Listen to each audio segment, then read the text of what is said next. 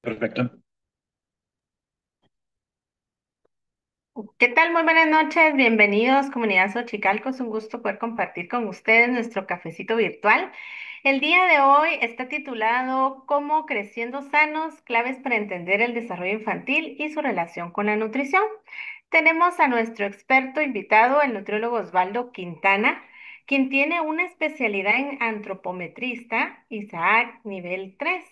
Además, es nutriólogo de atletas en distintas disciplinas deportivas, nutriólogo deportivo en equipos galgos de Tijuana de fútbol americano. Además, es nutriólogo deportivo en la Liga Nacional de Jóvenes Talentos de Béisbol México. Supervisor estatal en el programa Prospera, responsable del control nutricional y suplementos alimenticios, presidente del Comité de Nutrición y del Colegio de Nutriología de México. Además, es director del Centro de Nutrición de Investigación. Tiene 15 años de experiencia docente, tanto en licenciaturas como maestrías, además de una experiencia laboral en nutrición comunitaria, clínica, deportiva e investigación. Es ponente nacional e internacional para distintos institutos educativos y colegios. Y el día de hoy va a compartir con nosotros su experiencia. Adelante, doctor, el tiempo es suyo. Hola, buenos días. Al contrario, muchas gracias a la Universidad de Xochicalco por la invitación, así como también todos ustedes por lo que viene siendo la propia organización de lo que es este tipo de dinámicas o actividades a realizar.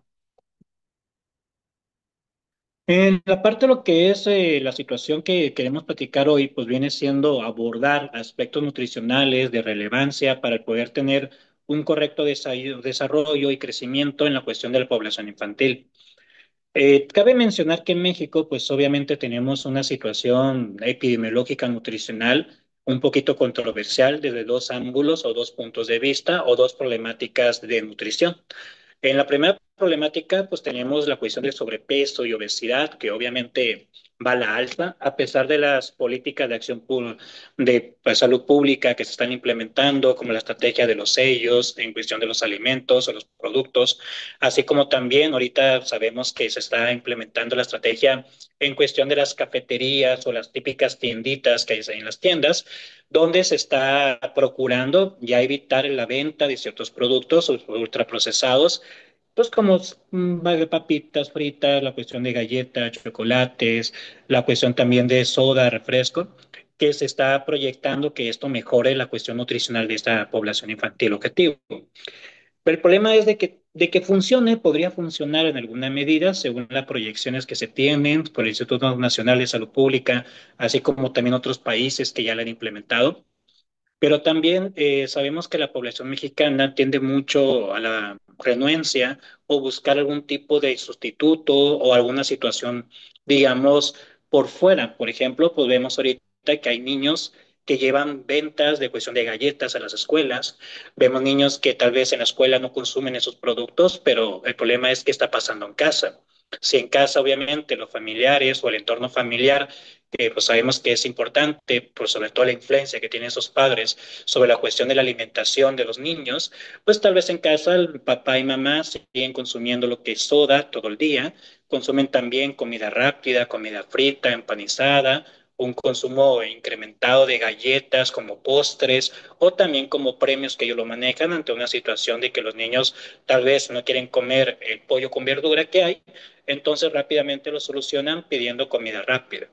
Y eso obviamente pues tenemos esa situación de lo que viene siendo la problemática nutricional de sobrepeso y obesidad en la población infantil y en cierta medida o en cierta prevalencia también la situación de desnutrición.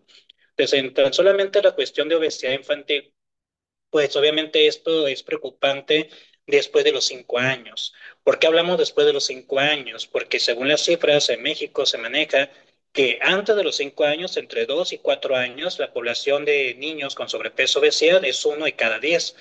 Pero algo está pasando que a pesar de que a partir de los 5 años, esta cifra se incrementa de 5 a 11 años, de 4 niños por cada 10 con sobrepeso obesidad. Entonces, en ese detalle podemos saber que puede causar ciertos estragos en la evolución, crecimiento y desarrollo que tengan los niños a lo largo de lo que viene siendo la etapa escolar y la etapa adolescente. donde obviamente esto pues tiene una correlación directa con el aumento de comorbilidades. Por ejemplo, vemos a niños de 10, 11 años con resistencia a la insulina, presencia de acanthosis nigricans. También vemos la cuestión de diabetes tipo 2, donde mayormente antes se mencionaba que este tipo de diabetes se caracterizaba en adultos mayores. También así como pacientes con dislipidemias o un tipo de problemas cardiovasculares, donde también, pues obviamente eran enfermedades que se consideraban de adultos y ahorita lo vemos en la población infantil. El otro estrato, pues viene siendo la desnutrición. Y en la parte de la nutrición podemos abarcar dos diferentes tipos. Uno de la desnutrición en cuestión del peso, entonces vamos a ver que pues obviamente hay niños con bajo peso en ciertas poblaciones o cierto, digamos, baja talla, que es lo que afecta más a la población. Por ejemplo, la talla baja que se caracteriza mucho en la parte sur de México, en la parte norte, afortunadamente no es tan aumentada la prevalencia, pero a nivel nacional se habla que afecta al 13% de los niños que tienen menores de 5 años. Y si recordamos un poco en la cuestión de crecimiento infantil, los datos interesantes o el crecimiento importante se da en el primer año de vida. Recordemos que un niño o una niña van a nacer con un peso aproximado entre 3 kilos a lo que viene siendo 3 kilos y medio aproximadamente, y la cuestión de estatura entre 47 y 55 centímetros, unos más, unos menos. Pero en el primer año de vida vamos a tener el crecimiento de estatura mayor en todo lo que viene siendo la vida de una persona. Es el 50% de la talla al nacer. Entonces, si yo tengo un niño con desnutrición a temprana edad, por el primer año de vida, pues obviamente este crecimiento ya no se va a recuperar. Entonces, si el niño iba a crecer 20 centímetros, 25 centímetros en primer año, y tal vez por la situación, digamos, socioeconómica, donde la familia no tenía los recursos suficientes para alimentarlo correctamente, o también la situación de enfermedades como gastrointestinales, diarreas, gastroenteritis, la cuestión también de vómito o las intolerancias alimentarias propias de la edad, pues esto va a provocar que el niño no crezca o la niña esta talla que estaba proyectado. Y es cuando nos preguntamos por qué el adolescente está ya baja, pero nunca vemos qué pasó en ese primer año de vida. Entonces, si ese primer año de vida no lo cuidamos o no le damos la importancia como se tendría que dar, ahorita se está trabajando, ya tenemos varios años, por ejemplo, me tocó trabajar e iniciar con esa estrategia en Baja California Inicia Salud con lo que viene siendo los primeros 1000 días de vida en los cuales los primeros 1000 días de vida, pues abarcaba la cuestión de embarazo y los primeros 2 años. Y en esa situación, pues la problemática que observábamos a nivel nacional, cuando nos reuníamos con el personal del Instituto Nacional de Salud Pública y también el Instituto Nacional de Ciencias Médicas, Sabor Subirán en la Ciudad de México, compartíamos los datos que la preocupación era la frecuencia de la lactancia materna, donde obviamente la lactancia materna pues va a ser el mejor alimento de forma exclusiva que se podría dar a estos menores, pero algo estaba pasando en la cuestión infantil donde las mamás, ya sea por tres razones que mayormente observábamos, la primera era por cuestión de desconocimiento, la segunda era por cuestión de tiempos y la tercera era por la cuestión de comodidad. Pues, ¿qué pasaba? Que la madre de familia no conocía a profundidad todos los beneficios de la lactancia materna. La otra era que tal vez por su trabajo, porque cada vez es más necesario, tristemente, en la cuestión económica, que también la madre de familia tenga que estar utilizando lo que es la parte de su tiempo para trabajar. Entonces, ante esta situación de tener que trabajar cuando el bebé acaba de nacer, pues obviamente se complica la lactancia materna. De ahí se tomaron decisiones de acción de salud pública con varios organismos e institutos de poner lo que viene siendo los famosos lactarios, que van a ver ustedes que en ciertas dependencias de gobierno hay un cubículo especial dedicado a esa situación, porque pues para facilitarles. Pero obviamente lo estamos hablando desde la cuestión, vamos a llamarle, esa ventaja que tienen las poblaciones de una clase media alta. Pero si hablamos de trabajos, por ejemplo, cajeras en una tiendita o en un depósito de que venden el tipo de bebidas o la cuestión de productos o la cuestión de una papelería, cualquier tienda, digamos, de una pequeña empresa, pues obviamente no va a contar con la infraestructura para ofrecer este tipo de recursos de espacios y tampoco el tiempo de los 3 meses después del embarazo, después del nacimiento para dedicarse al niño, pues obviamente no se presenta en esa situación.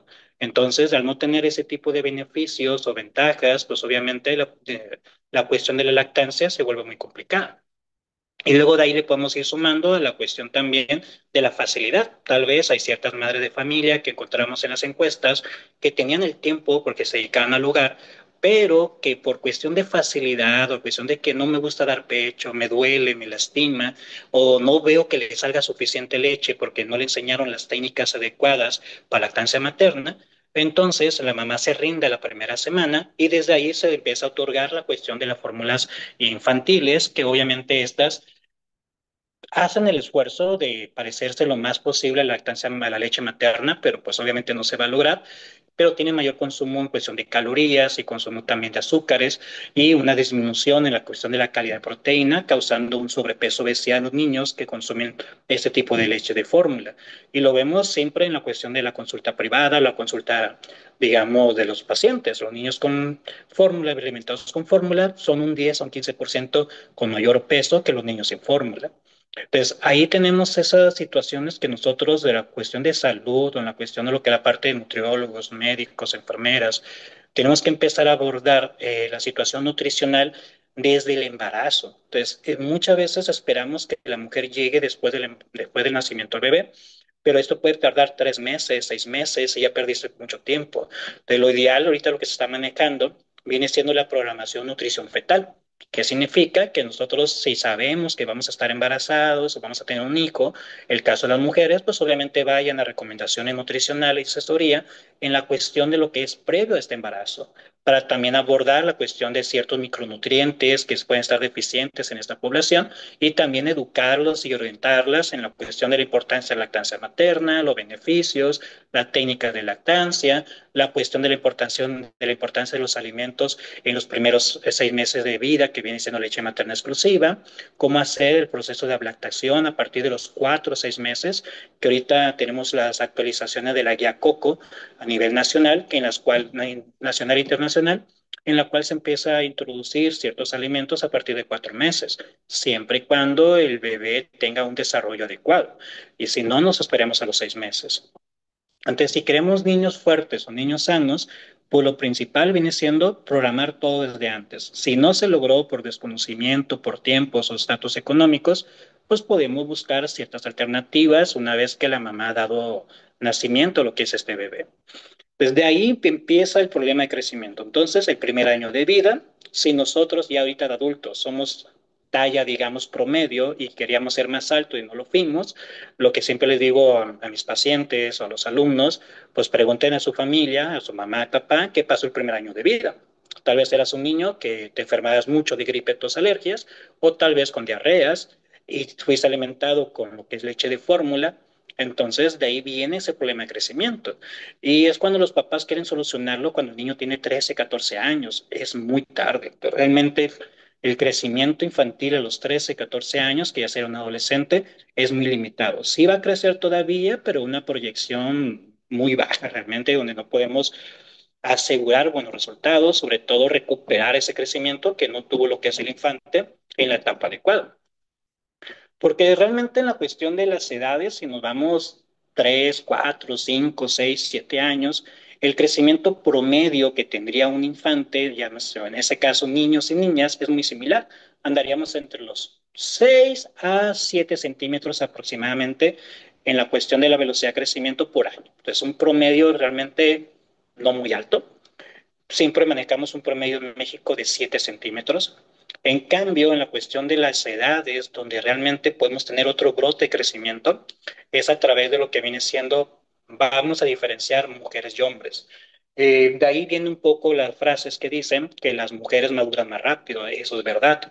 En cuestión de crecimiento infantil pasa lo mismo. La velocidad de crecimiento que observamos en las niñas en base a las tablas que encontramos actualmente, pues vamos a tener que las niñas empiezan a su brote de crecimiento a los 10, 11 años. Entonces, ¿por qué decimos que es más temprano? Porque los niños es a través de los 12, 13 años. Entonces, aquí hay un crecimiento exponencial donde la media va a ser ya de 7 a 10 centímetros. Y los niños, pues también a partir de los 12, 13 años, también tenemos un crecimiento exponencial. Ahí donde yo le digo a los papás, mira, si tu hijo tal vez el primer año de vida no creció lo que tendría que crecer, y tal vez entre los 3 y 5 años también tuvo déficit de crecimiento porque crecía 3, 4 centímetros por año, cuando tengo que hacer una media de 5 a 7, entonces, pues ahí podemos trabajar un poco. Pero no significa que el niño me lo tienen que traer a los 11 años, es una niña. Pues no, tienen que traérmelo 2 años antes. ¿Por qué antes? Porque tengo que programar ese crecimiento. ¿Cómo lo programamos? A través de ciertos nutrientes que sabemos que son claves en esas etapas. Y ahí es donde empezamos a ver qué es lo que está pasando en México. Las encuestas nacionales de salud pública, tanto en la salud, que es la principal que tomamos como referencia, pues marca siempre un notorio deficiencia de tres minerales, la cuestión del hierro, la cuestión del zinc y una vitamina, perdón, la cuestión de la vitamina D. Esas tres nutrientes o micronutrientes, pues siempre observamos que en la dieta están deficientes. En la parte del hierro, pues obviamente una niña y un niño, los requerimientos van a ser similares en esa etapa. Ya cuando la niña empieza con la cuestión de su primera regla, primera menstruación, pues las cifras se van a elevar, pues, mayor a los niños, por las pérdidas que teníamos de hierro a través de las hemorragias menstruales. Pero siempre observamos que el consumo de hierro es muy poco. Y el hierro, pues muchas veces solamente lo relacionamos a la anemia, pero tiene también impacto directo en la cuestión de la velocidad de crecimiento, el desarrollo cognitivo y el aspecto de salud en general. Entonces, cuando observamos la alimentación, ¿por qué hay deficiencias en hierro? Hay tres factores que observamos dependiendo del estatus socioeconómico. Por ejemplo, si es una población de bajos recursos, es por su bajo consumo de alimentos cárnicos. Entonces, recordemos que en la cuestión de las carnes tenemos lo que es mayor concentración de hierro, sobre todo el tipo de hierro que mejor se absorbe, que es el hierro hemo.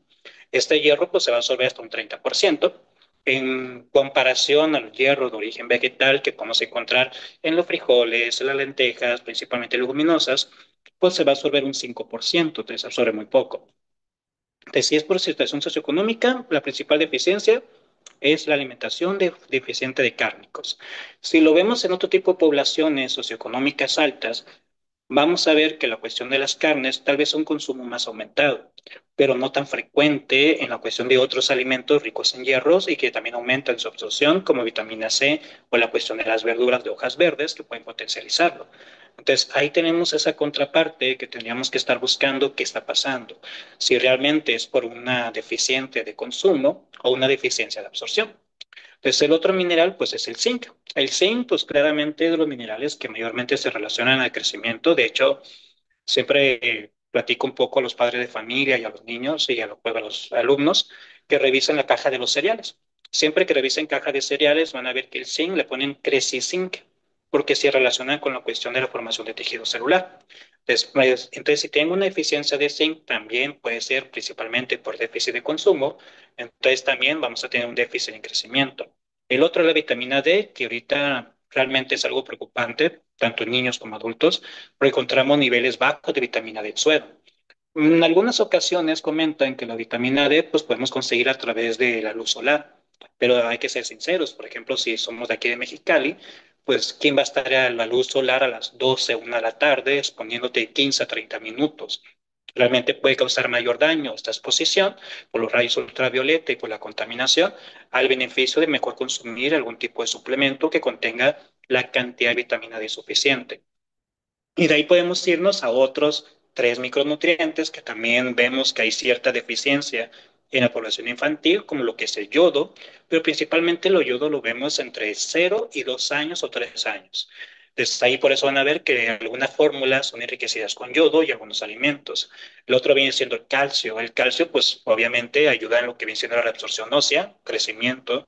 Y en esa situación, pues también observamos que hay un déficit de consumo del calcio en lo que viene siendo la alimentación. Y si le sumamos el último, sería la vitamina A. La vitamina A, pues también tiene que ver un poco con lo que vienen siendo los retinoides, porque la vitamina A hay dos familias, pues tenemos los retinoides y tenemos la cuestión de los carotenoides. Entonces, y principalmente aquí lo que nos van a ayudar son los retinoides en la cuestión de desarrollo, crecimiento, la cuestión del desarrollo de la visión, que viene siendo a través del 11-retinol. Y en esa situación, pues también vemos que hay posiblemente un déficit de consumo. Entonces, si nosotros cubrimos estos tres micronutrientes claves, hierro, zinc, vitamina D y los otros tres micronutrientes que también se observan a veces, lo que es vitamina A, yodo y calcio, pues podemos tener un mejor crecimiento en esta población. El problema, ¿cuál es? Poder encajar bien estos nutrientes con los gustos y preferencias de los niños. Pues estamos hablando de etapas difíciles en las cuales, pues obviamente, si se hizo un mal proceso de lactación e introducción alimentaria, donde la mamá le dio primero al niño una coca, una soda, un chocolate, o le dio la cuestión de lo que es la parte de alimentos dulces, pues va a ser difícil que el niño en la etapa de 5 o 6 años consuma verduras, pero tendremos que empezar con lo que viene siendo ese hábito.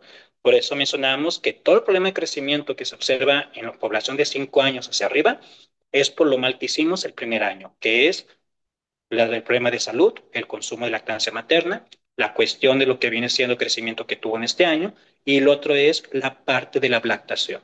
Entonces, el niño, nos traen niños a los 7 años que me dicen, oye, nutriólogo, es que quiero que regañes al niño porque come sabritas. ¿Por qué voy a regañar al niño? Le digo, desde el niño no creo que vaya, salga todos los días a trabajar para comprarse sabritas. Entonces, si el niño consume papitas, galletas, chocolate, soda, es porque ustedes lo están comprando. Entonces, el niño no va a llegar a la tienda y le van a fiar unas papitas. Entonces, el niño consume lo que ustedes compran. Entonces, realmente la educación nutricional no es a la población infantil, es a la población adulta. En su momento también estuve trabajando en un programa que se llama Acuerdo Nacional de Salud Alimentaria en la cuestión dice salud, donde dábamos pláticas a los niños. Estamos hablando de un niño de preescolar a primaria. Y en esas pláticas era muy interesante porque cuando revisábamos la cuestión de las encuestas a través de un tiempo, 2 y 3 meses, veíamos que los niños aprendían mucho en cuestión de salud y nutrición, alimentos permitidos, alimentos a evitar, toda esa cuestión. El problema que encontramos era con los papás. Pero realmente los padres estaban muy renuentes a hacer los cambios. Entonces, ahí donde vamos nosotros, principalmente entonces, en ciertos programas se enfocan a educar a los niños para que sean adultos con conocimiento, pero el problema es qué pasa en esta niñez del niño. Pues obviamente el niño sabe que no debe consumir papitas o tal vez la cuestión de tanta soda, pero si mamá y papá lo compran todos los días, pues el niño lo va a consumir. Entonces de ahí venimos a esa situación de ver como la parte de salud global, cuáles son aquellos entornos o determinantes sociales y familiares y personales que puedan favorecer a un buen desarrollo de crecimiento o un mal desarrollo. Y de ahí viene mucho, ahorita en la actualidad, obviamente las personas están interesadas en conocer cuánta grasa tienen los niños. Y obviamente es una situación que también a nosotros en la cuestión de salud pública nos interesa desde el abordaje, digamos, de atención. Para eso utilizamos ciertas tablas en cuestión de frisancho principalmente, donde existen ciertas referencias de cuánta grasa, cuántos milímetros de pliegues tendrían que tener los niños desde el nacimiento hasta lo que es una etapa adolescente y adulta. Entonces, ahí podemos ver cuánta grasa tienen a través de los pliegues. Obviamente es una técnica o un proceso un poquito más invasivo, pues hay que tocar al menor. La cuestión lo que es un poco más incómodo porque en algunos aparatos de bajo costo puede causar un poquito más de presión y doler o lastimar. Y también la cuestión de lo que es la parte de la pericia y la experiencia del experto que lo esté realizando, porque para realizar este tipo de mediciones, pues obviamente se ocupa una persona capacitada y certificada en ciertas habilidades y conocimientos antropométricos. Pero entonces, existe esa forma. Entonces, yo sí puedo analizar ahorita a un niño, decirle cuánta grasa tiene y si está bien o si está mal para su desarrollo.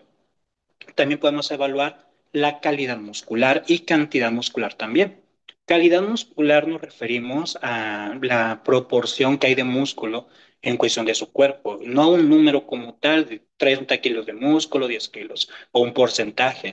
Entonces, para eso se utiliza una medición que se llama la circunferencia media del brazo, que se utiliza de hecho también mucho en poblaciones de bajos recursos para medir desnutrición.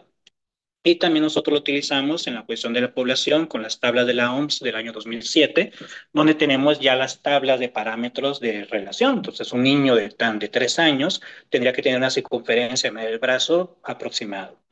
Pues con esos dos podemos evaluar si el niño tiene buen desarrollo de músculo y buen desarrollo de grasa. No es tanto para la cuestión estética. Muchas veces en población infantil dicen es que quiero ver cómo se va a ver mi hijo sin, con más músculo, grasa o menos grasa. Ahí no nos interesa aparte, nos interesa que tenga la cantidad percentil, que obviamente tiene que ser la adecuada o de versión Z, dependiendo de las tablas que estemos utilizando, en base a su desarrollo para su edad. Y ya la cuestión estética nosotros no la abordamos en poblaciones infantiles ni adolescentes. Pues también, pues obviamente, si queremos ver si el niño está creciendo en forma adecuada para su edad, pues utilizamos las tablas de crecimiento de la OMS, también el año 2007, pero recordemos que tenemos diferentes tablas para diferentes edades. Si manejamos de 0 a 5 años, pues hay tablas para la cuestión de peso para edad, peso para talla, talla para edad, o peso para longitud y longitud para edad. Depende si es de 0 a 2 años, se mide longitud, el niño postrado en cama, acostado, y si es mayor de 2 años, pues se mide ya de pie, donde se utiliza la cuestión de talla. A partir de los 5 años, pues estas tablas van a desaparecer y se va a utilizar solamente la tabla del IMC. Entonces, evaluar solamente el IMC, pues tiene sus defectos y también tiene sus ventajas. ¿Cuál es la principal ventaja que se utiliza con evaluar el índice de masa corporal? Pues que todo el mundo lo puede hacer. Entonces, prácticamente cualquier persona que sepa multiplicar y dividir, pues va a saber sacar este cálculo. Pues obviamente sabemos que hay poblaciones en las cuales puede ser una talla alta y un peso bajo, o una talla media con un peso ligeramente alto que puede malinterpretarse con sobrepeso u obesidad. Por eso utilizamos digamos, la combinación de esas tablas con la cuestión de la grasa. Entonces, si yo veo que el niño en la tabla de la OMS me sale con sobrepeso, tiene 7 años, pero yo lo comparo con la cuestión de grasa y área muscular del brazo y vemos que está adecuado, entonces no lo tomamos como un indicador directamente de sobrepeso. Puede ser que tenga una diferenciación para talla, para su edad. Y eso es lo principalmente que vemos. Por los niños, como ya mencionábamos, sufren de talla baja. Entonces, al ser talla baja, con un peso, digamos, saludable, aún así daría un ligero sobrepeso por la talla en proporción. Entonces, por eso tenemos que combinar estos parámetros. Ya una vez que lo combinamos, pues lo que tocaría es la parte del seguimiento, ver cuántos centímetros crece por año, que ya vimos cuando ya comentamos un poco cuánto es la tasa de crecimiento anual. Pues estamos hablando que son 5, 6, hasta 7 centímetros por año promedio, una media de 6 centímetros. Pues ya a partir de los 10 años, 11 años, pues tenemos un crecimiento femenino y a cuestión de los 12, 13 años, un crecimiento exponencial masculino. Pues, y además ahí que nos puede interesar mucho, pues es ver la cuestión de la grasa. Población mujer, y, bueno, femenina y masculina, no va a haber diferencia de grasa hasta los 11 años o 12 años. ¿De qué va a depender esta diferencia de la grasa? La cuestión de lo que es la maduración sexual. Por ende, si nosotros medimos a una niña y a un niño, la grasa va a ser prácticamente igual en cuestión de primaria. Pero si la niña ya tiene su primer periodo menstrual con esta carga de estrógenos que tiene de forma normal fisiológica, pues esto va a aumentar espontáneamente la cuestión de la grasa. En cambio, los niños, cuando ya tienen su proceso de maduración a partir de los 12, 13 años y aumenta la producción de testosterona, aquí lo que vamos a observar es que la grasa va a disminuir. Estamos hablando que disminuye notablemente, por eso vemos a niños de secundaria muy delgados o magros, mejor dicho, y niñas a secundaria que empiezan, como dice la palabra, cuestión coloquial, a embarnecer o empiezan a aumentar su grasa corporal. Entonces, ¿por qué? Por los cambios hormonales propios para la edad. Entonces, pero el problema que hemos visto es que esta maduración sexual femenina se está dando muy temprano, a lo cual estamos llamándole pubertad precoz. Estamos viendo niñas de 7, 8 años, por lo menos yo en consulta tengo varios casos de este tipo, que esta niña de 7, 8 años ya tiene su periodo menstrual, pero también presentan alteraciones hormonales, como lo que es síndrome ovario poliquístico a temprana edad. Entonces, en este detalle, cuando empezamos a analizar por qué se disparó esta situación entre varios factores que hay, factores hormonales, factores genéticos, factores hereditarios. También encontramos uno en común que viene siendo la obesidad. Entonces vemos a niñas de 8, 9 años con un exceso de grasa y de peso para su edad y con un IMC elevado. Y cuando analizamos en cuestión retrospectiva la cuestión de los hábitos alimenticios de la familia, pues obviamente también vemos a la familia, vemos al papá con sobrepeso, obesidad, vemos a la mamá también con la misma problemática y vemos un inadecuado estilo de vida en cuestión alimentario y de actividad física. Entonces, en esta situación, pues obviamente tenemos que abordar de una forma integral el entorno familiar, porque si no, pues como mencionamos ahorita, el niño o la niña no va a ser capaz de mejorar su crecimiento si no tenemos este apoyo de todo el entorno. Entonces, por eso siempre hay que ligar directamente el estatus nutricional, ya sea por deficiencia de consumo o por un exceso calórico. Y en esas situaciones, pues obviamente, si hay un exceso calórico, pues tenemos mayor crecimiento.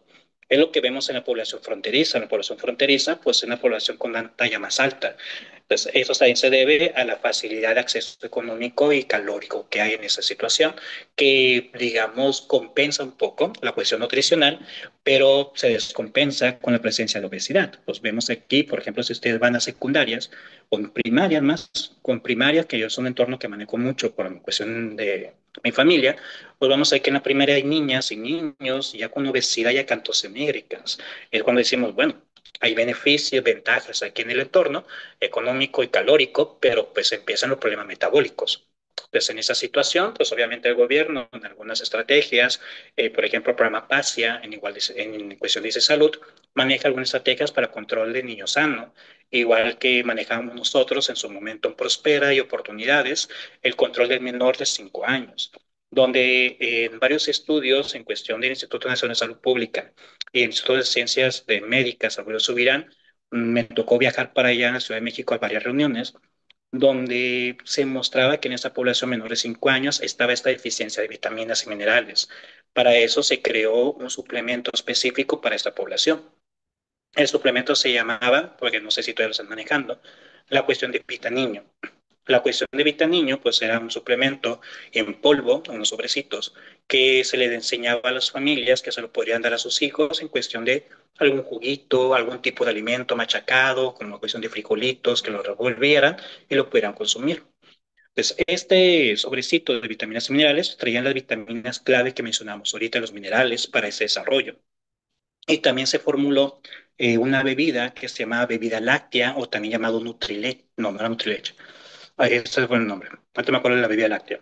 Pero era una leche, al final de cuentas. Esta leche estaba formulada también o enriquecida con la cuestión de estos minerales, que era para mayores de 6 meses, obviamente por la cuestión de darle promoción a la lactancia materna, y luego se modificó para mayores de 1 año por cuestión de intolerancia, desde que habíamos niños con tolerancia láctea. Pues estos dos suplementos realmente crearon un gran impacto en la cuestión de la mejora del estatus nutricional de esta población, tanto que en alguna etapa ganó un premio a nivel internacional en cuestión de un evento que hubo en Rusia, que fueron los representantes sobre Subirán y Salud Pública para este evento. Entonces, en esa situación, pues vemos que hay estrategias que podemos manejar. Entonces, cuando ahí me decían a mí, oye, Osvaldo, si tú eres nutriólogo, ¿por qué estás apoyando que se dé ese suplemento? Porque no hay la situación económica que facilite que la población lo pueda comprar, o sea, en cuestión de verduras, en cuestión de carnes, en cuestión de pescados. Entonces, toda esta situación, pues obviamente la precariedad que hay en la población mexicana, bueno, no la población, en el país de México, en cuestión de la economía, pues obviamente orilla a que sea más factible con un suplemento que con el alimento propio. Obviamente también se daba educación nutricional, orientación alimentaria, para poder solucionar un poco esta situación, pero sí vimos muchos cambios y mejorías en la población objetivo, que era del programa Prospera y Oportunidades, en menores de 5 años. Entonces, ya de 5 años para adelante, pues ya era otro programa que se encargaba de ese seguimiento. ¿Cuál era el problema que veíamos nosotros y que tristemente, pues, era así por cuestión política? Era la parte de que solamente era para los beneficiarios de ese programa. Entonces, ¿cuántos niños o niñas no se pueden haber mejorado en su estatus nutricional si pudieran tener al alcance este suplemento que beneficiaba a la población? Entonces, es de las situaciones que se decimos, bueno, tristemente no era abierto para toda la población, obviamente por los costos que sería esta situación en cuestión de las arcas del gobierno, pero obviamente pues hay formas de cómo tratarlo. Si ya tenemos una población con un estatus medio alto que pueda, digamos, suplirlo o comprar con sus suplementos propios, pues ya tenemos los micronutrientes que sería primordialmente que podamos recomendar. Entonces, en ese detalle, pues obviamente tenemos que observar mucho el niño y el entorno familiar y sobre todo sus hábitos para ver si el crecimiento va a ser adecuado. Uno ya viendo esa situación, rápido puede saber, no va a crecer suficiente el niño, le va a faltar ciertos minerales, la población está consumiendo, esta familia está consumiendo mucho alimento chatarra, tal vez no tenga deficiencia de hierro porque todos los alimentos industrializados están fortalecidos con hierro, pero va a tener un exceso calórico que por ende va a tener obesidad, acantoceníricas, un problema metabólico, un síndrome metabólico pediátrico, entonces tenemos que abordarlo de una forma diferente. Entonces, no por déficit de nutrientes, sino por un exceso de calorías. Entonces, en ese aspecto, pues todo suma o resta el crecimiento que tenga el infante. Entonces, no sé si hasta aquí tienen alguna duda, pregunta que pueda apoyarles para hacer un pequeño de feedback. A ver, vamos a revisar si hay preguntas en la transmisión que estamos haciendo. Permítame.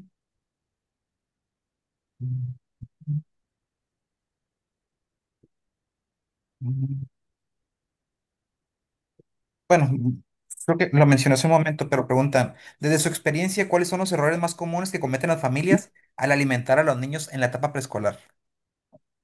Muy bien, sí, igual vamos a reforzarlo porque es una etapa muy importante, como ya vimos las estadísticas. En el preescolar vamos a englobarlo en tres. El primer error es querer alimentar al niño como el adulto. Es el primer error, en cuestión de las cantidades. De hecho, es muy famoso la palabra de que no te levantas hasta que te acabes todo. ¿Por qué es un error en esa etapa preescolar? Porque se ha observado que a partir del año y medio, 2 años, a los 5 o 6 años, hay un proceso que el cuerpo empieza a adaptarse. Se llama lo que viene siendo la parte de apetito. Entonces, el niño empieza a tener ciertos cambios de apetito. Va a haber días que va a comer mucho y va a haber días que no va a querer comer nada. Entonces, al momento que nosotros forzamos a este sistema o a este niño a comer más del apetito que tenía, pues entonces se va a romper esa regulación alimentaria o regulación de apetito-saciedad. Entonces vamos a empezar a ver que el niño no comía tanto, pero ahora como está forzado, pues empieza a consumir mayor cantidad de calorías a lo que requiere. Es un error muy común que vemos y clásico en las familias. Siempre le decimos a los padres de familia, si ven que su hijo ya acabó el plato o no se lo acabó y ya se siente lleno, mándelo a hacer otra actividad, no lo fuerzan a comer más. Entonces, en esa situación, lo que si papá dice es que quiero que coma más. No, es que el niño sabe hasta dónde comer por su regulación de apetito. Entonces, como lo decía mi abuela, que en paz descanse, el venado va a bajar solito a tomar agua, que significa cuando el niño tenga otra vez apetito, el niño te lo va a indicar. Entonces, tenemos que seguir ese patrón, obviamente acomodándolo a los tiempos de la familia. Entonces, pero sí respetar los patrones de consumo. Primeramente, en la etapa preescolar es un error muy clásico. Lo segundo es el tratar de tener premios.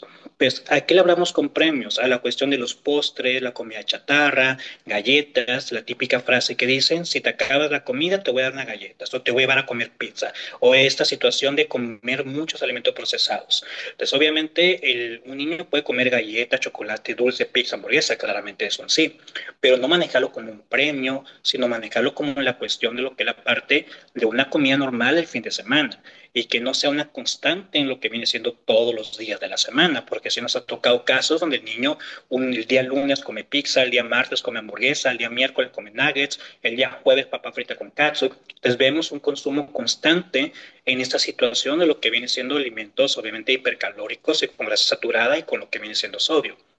Esa es la segunda problemática que observamos de esta población. La tercera, que es un poquito no difícil de abordar, pero sí de trabajar, es la parte de qué come la familia.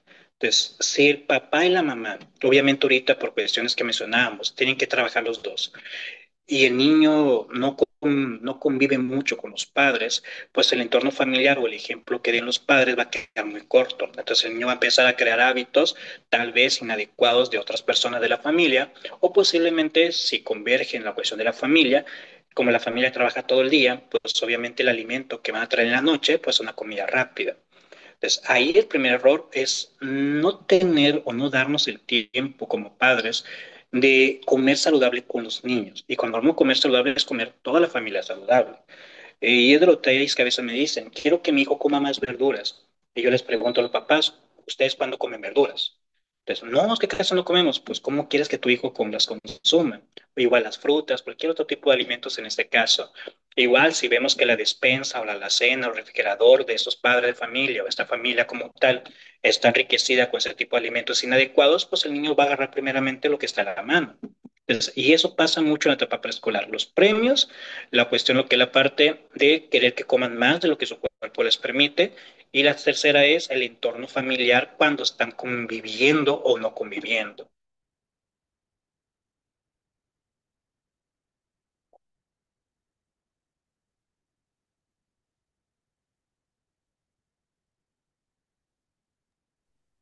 Muy bien.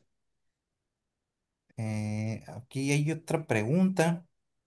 Dice, en su opinión, ¿qué tan efectiva ha sido la educación nutricional en las escuelas para modificar los hábitos en casa? Híjole, Depende, bueno, en mi experiencia cuando estuve trabajando en esos programas, tanto Lanza, la cuestión de Prospera, la cuestión de oportunidades, la lucha cruzada contra el hambre, sí crea un impacto positivo en la cuestión de lo que es el conocimiento de la población objetivo. O sea, la población objetivo eran los niños. Entonces, se cumplía. Cuando aplicamos encuestas pre y post de las intervenciones, obviamente para ver el impacto que hay en ellas, las encuestas daban muchos cambios, pero cuando veíamos la situación de, ahí se había ciertas preguntas, en las preguntas que metíamos como parte de hábitos y conocimientos, los niños salían muy bien.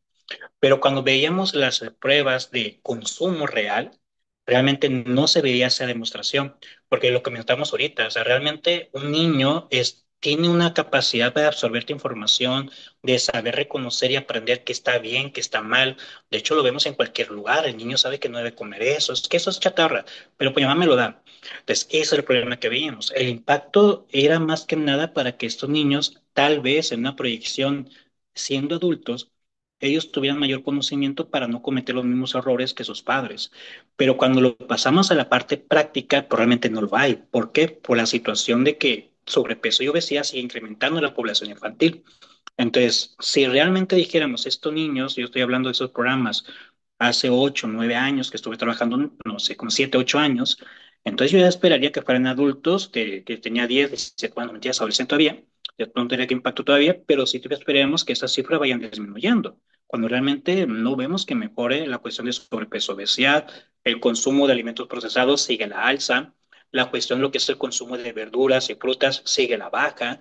De hecho, lo pregunto mucho en las familias, o sea, ¿cuántas veces comen frutas al día? Pues ninguna vez. Entonces, realmente ¿cuántas veces hemos estado bombardeando por la televisión en su momento de 5 verduras, 5 frutas al día, cuando nunca lo hicimos? Entonces, en esa situación, crea un impacto momentáneo en la cuestión de conocimiento y empoderamiento, pero no práctico. Tristemente, no hemos visto este reflejo en la cuestión práctica. Muy bien. De hecho, creo que la siguiente pregunta está relacionada a lo que estamos hablando. ¿Cómo se puede identificar signos tempranos de malnutrición que pudieran estar afectando el desarrollo del niño? Bien, signo de malnutrición, pues obviamente vamos a tener variados. Primeramente, si hablamos de antropometría, es el bajo peso, la baja talla para la edad, la baja talla de crecimiento por año que está teniendo y la cuestión lo que es ya sea un déficit de área muscular del brazo o un exceso de grasa corporal. Pues, hablando de la cuestión antropométrica, esos serían los parámetros que podemos utilizar para conocer si hay un tipo de malnutrición. Si ya lo vemos también para ciertos aspectos, son los cambios de apetito.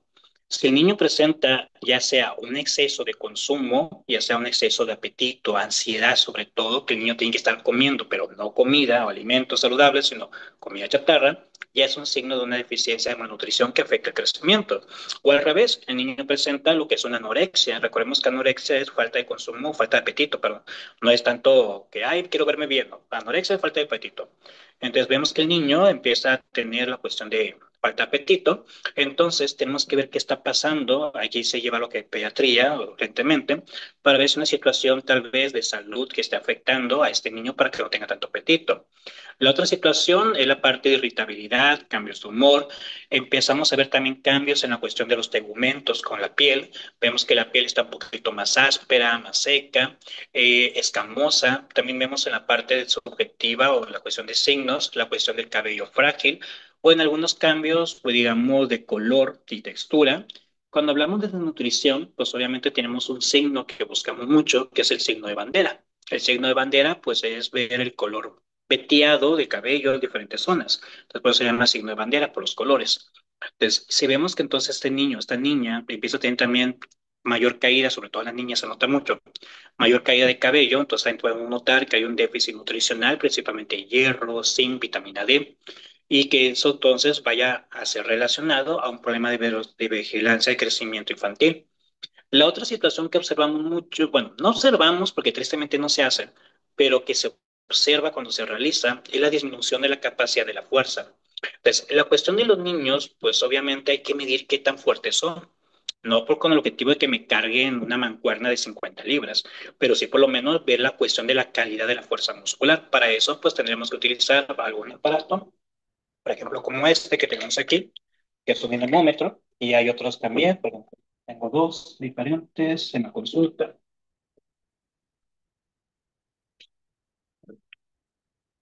El otro, tenemos también este aparato. Pues con esto podemos evaluar a la población infantil si está presentando una falta de lo que viene siendo fuerza. Y si tenemos una falta de fuerza, entonces significa que hay una falta de masa muscular. Si hay una falta de masa muscular, entonces significa que hay un déficit de consumo de nutrientes, principalmente calorías y proteínas. Entonces ahí lo podemos ir ligando y sobre todo también el estado de ánimo del niño. Si el niño presenta desnutrición, va a estar muy decaído, muy apagado, cansado, cualquier actividad lo va a fatigar rápidamente. Si presenta obesidad, también hay fatiga por la cuestión de la obesidad, falta de oxigenación, la cuestión lo que es cansancio, irritabilidad, pero por la cuestión del consumo excesivo de azúcares y calorías. Entonces, esos signos y síntomas, pues podemos irlo notando a través de lo que es tanto la consulta nutricional o consulta privada o la situación de lo que es el entorno familiar que esté pasando. Siempre hacemos preguntas dirigidas a los padres, cómo ve el niño, qué ha notado en la cuestión de la escuela, han reportado un cambio en su actitud o han notado que su hijo tal vez ya no tiene tanto interés en jugar o la parte cuando juega se cansa, muestra mayor lesiones, que también puede causar mucho la cuestión de falta de proteínas y la cuestión de deficiencia de fuerza. Entonces, todas esas alteraciones, pues obviamente, es algo que podemos estar observando de forma fácil y sencilla en algunas y otras sobre ocupamos algunos aparatos, por ejemplo la tropometría o la cuestión de fuerza, pero que son claves para poder ver si esto afectaría al desarrollo y crecimiento. Si no tiene fuerza, pues obviamente el desarrollo y crecimiento no va a ser adecuado. Muy bien. Aquí en el chat comenta Auriel, un error que veo con los padres de familia es normalizar los refrescos y jugos industrializados en cada tiempo de comida. Sí, es muy clásico esa parte, pues sabemos que México es el país a nivel internacional, a nivel mundial que consume más refrescos. Y sí, pero el problema es eso, que ven que el consumo de refresco es algo normalizado. Se quejan de que sube la tortilla, un 2 pesos, 1 peso, pero nunca se quejaron de que el refresco subió 3 pesos. Entonces dices uno, bueno, ahí se nota el interés o la importancia de la nutrición o salud alimentaria de cada persona. Pero sí, es un error muy común normalizar todo el consumo de bebidas azucaradas y también lo que son alimentos ultraprocesados. Entonces, eso es lo que mayormente queremos quitar con ese tipo de población a través de la educación y orientación alimentaria. No se ha logrado, tristemente. Entonces, vemos que las cifras siguen aumentando. Pero eso ya no es problema, porque muchas veces una relación el problema que no, es que el gobierno no hace nada, pero es que no te puedo prohibir que consumas refresco. Si te lo prohíbo, imagínate, pues el mundo se va a venir abajo. En México se van a hacer campañas para decir, no, no, no nos quiten la Coca-Cola. Entonces ya eso es parte del autoconsumo y el autoconocimiento, pero pues esperemos que ya más adelante con las campañas que se estén implementando de acciones de salud pública, pues esto vaya favoreciendo que se consuma menos cada vez. Bien. Ahora de hecho, ahora con los cambios que hubo por parte de la SEP en donde retiraron los alimentos chatarra de la escuela, me recordó eso debido a la siguiente pregunta que mencionan aquí. ¿Cómo abordar la alimentación infantil en contextos donde los alimentos saludables no son económicamente accesibles? Ahí la cuestión, realmente es muy interesante esa pregunta, porque es un error que a veces se piensa, sobre todo las familias, que comer saludable es caro, realmente comer saludable es muy barato. Por ejemplo, yo siempre le digo a la familia, lo hacíamos en la cuestión de las actividades. ¿Cuánto te cuesta un refresco de 3 litros para el día? 30 pesos, 40 pesos, 50. Entonces, ¿cuánto te costaría hacer una comida saludable? Realmente, si nos vamos al frijol, a la verdura, lo fraccionamos, pues obviamente sale más económico. Entonces, en esa parte de baja alcance económico, no es un problema. A veces la gente cree que comer saludable es comerte salmón.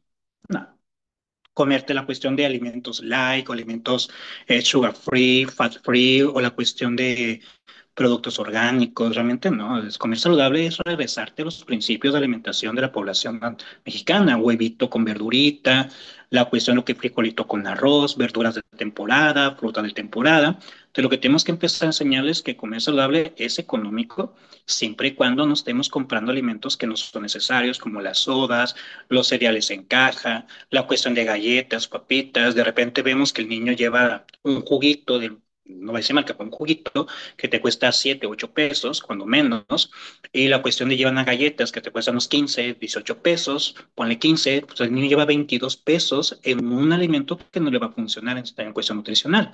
Cuando tal vez esos 22 pesos se los paso a huevitos, me alcanza para 3 4 huevos y con algún tipo de una o dos rebanas de jamón. Entonces, realmente vemos que no es tan alto y si no quiere meterle jamón, pues le metemos a una verdurita o puro huevito solo, con frijolito.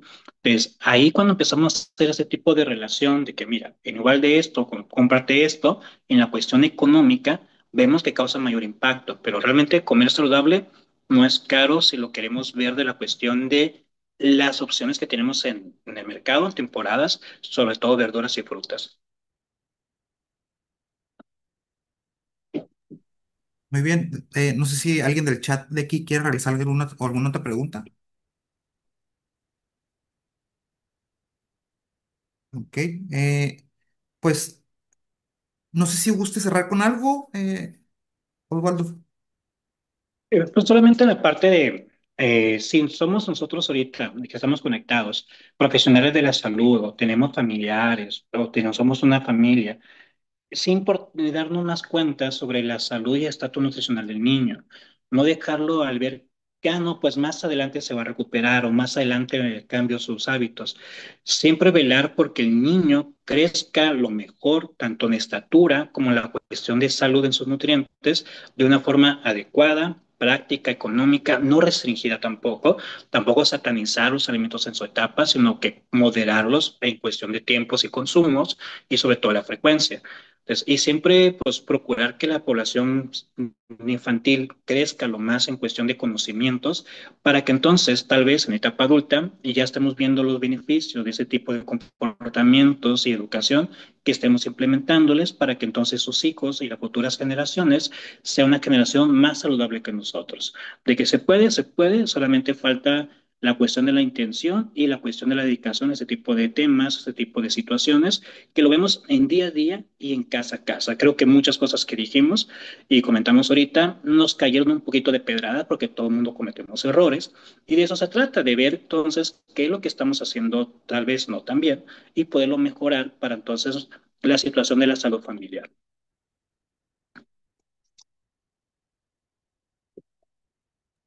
Perfecto. Eh, Pues nuevamente le quiero agradecer por esta excelente plática. Realmente yo no soy experto en el tema de nutrición, pero realmente me llamó mucho la atención. Siempre he pensado que es necesario estar actualizado en estos temas de relevancia. Y nuevamente muchas gracias. También aprovecho para comentarles a las personas que están aquí presentes que aún quedan pocos lugares para los que estén interesados en inscribirse en el diplomado de nutrición. Con gusto nos pueden mandar un mensajito y les podemos enviar toda la información necesaria. Pues nuevamente, muchas gracias, una excelente plática y nos estamos viendo pronto. Igualmente, muchas gracias por la invitación y felicidades a todas las personas que estuvieron presentes. Y claramente, cualquier duda, pregunta, con todo gusto quedo pendiente para apoyarles, así como futuras invitaciones para este tipo de eventos. Perfecto, muchas gracias, que tengan una excelente noche. Igualmente, bueno, buenas noches, descansen. Bye.